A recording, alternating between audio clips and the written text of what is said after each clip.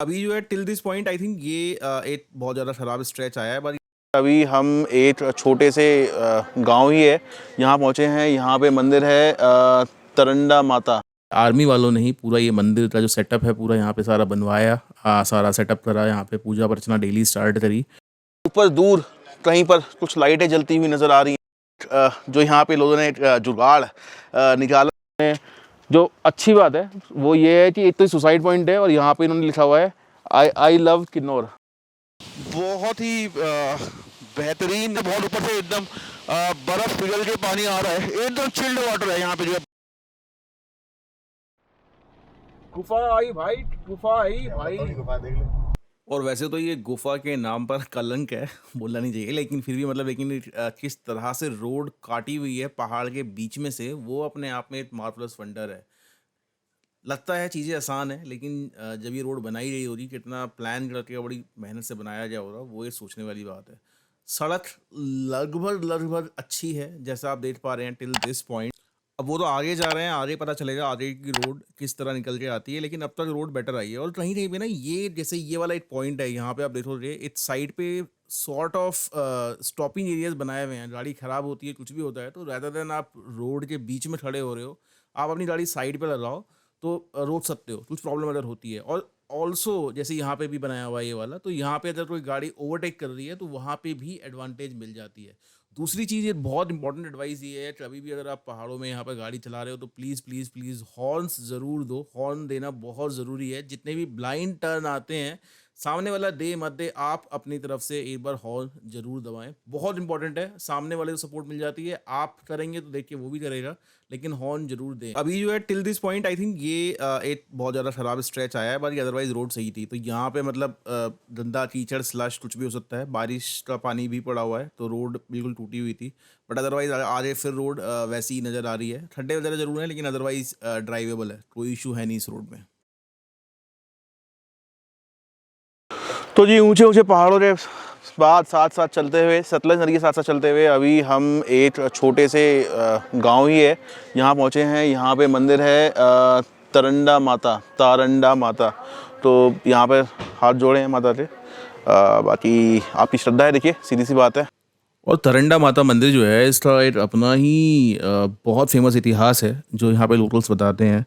यहाँ पर 1962 में जब लड़ाई हुई थी, तो लड़ाई के बाद गवर्नमेंट ने सोचा कि यहाँ पर रोड बननी चाहिए ताकि कनेक्टिविटी हो जाए। और बहुत कोशिशों के बाद भी यहाँ पर रोड जो है वो नहीं बन पा रही थी। बार बार यहाँ पे कभी पहाड़ पत्थर कुछ गिर जाते थे, जिसकी वजह से कुछ कुछ प्रॉब्लम होती थी और रोड यहाँ पे नहीं बन पा रही थी।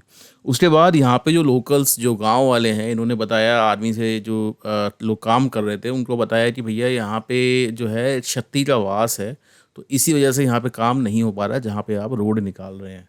तो उसके बाद फिर यहाँ पे उसके बाद जाकर क्या बोलते हैं, रोड यहाँ पर बन पाई।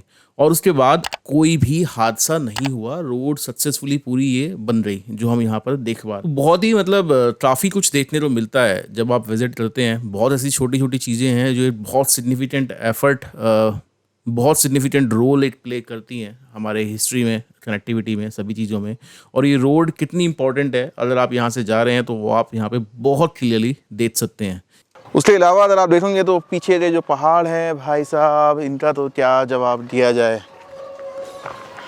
पूरा मतलब एकदम खतरनाक व्यू है। मतलब पहाड़ अगर आप देखोगे ना तो ये देखो क्या व्यू आता है इधर, मतलब खतरनाक वाला व्यू है भाई, बिल्कुल खतरनाक वाला व्यू है पूरा। और पहाड़ों की देखोगे ना, मतलब एक अलग ही पहचान कहें, एक अलग ही टाइप के पहाड़ यहाँ नज़र आ रहे हैं। धीमी धीमी बारिश शुरू हो चुकी है और नीचे अगर आप देख पा रहे हैं तो ये है सतलज नगर। सतलज नदी यहाँ से बहती हुई जा रही है और यहाँ पे पानी नज़र नहीं आता, लेकिन आगे जाकर इसका जो पानी का लेवल है वो अपने आप में बहुत ज़्यादा बढ़ जाता है।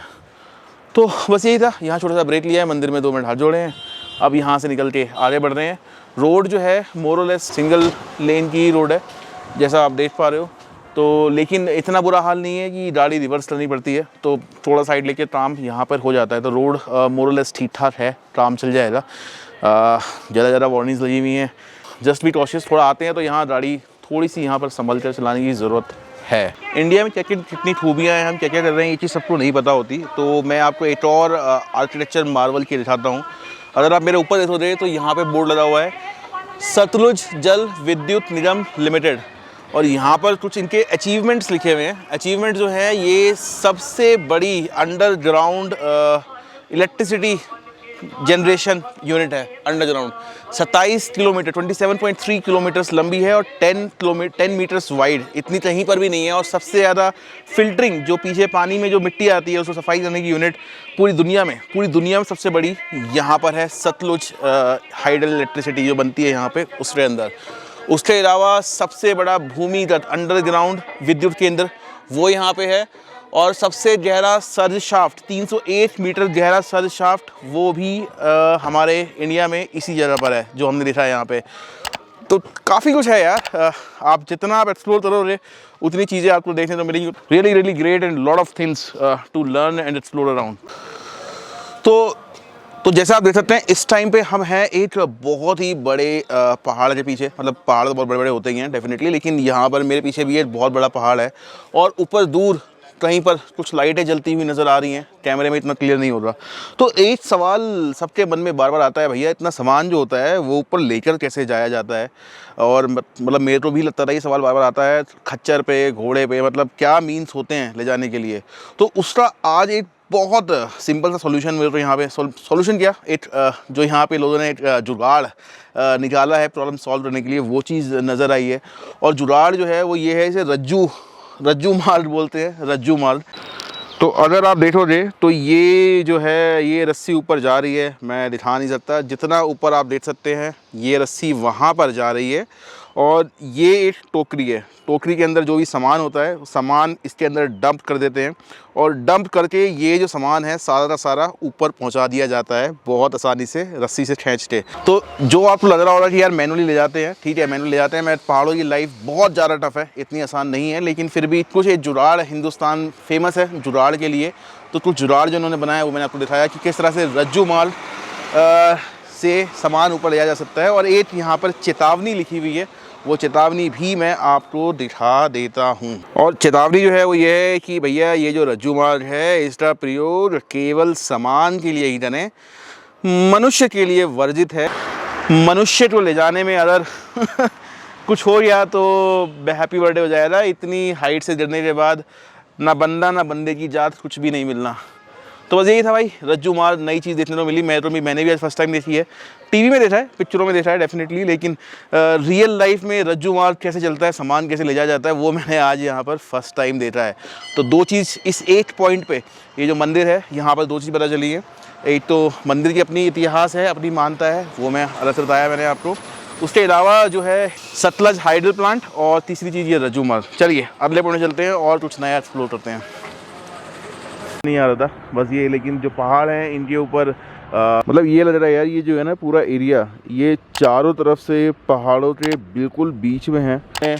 जो अच्छी बात है वो ये है कि एक तो सुसाइड पॉइंट है और यहाँ पे इन्होंने लिखा हुआ है I love Kinnaur. I don't know मरने से पहले आई लव बोलते हैं क्या बोलते हैं, लेकिन आई लव किन्नौर और सुसाइड पॉइंट का रिलेशन समझ में नहीं आया।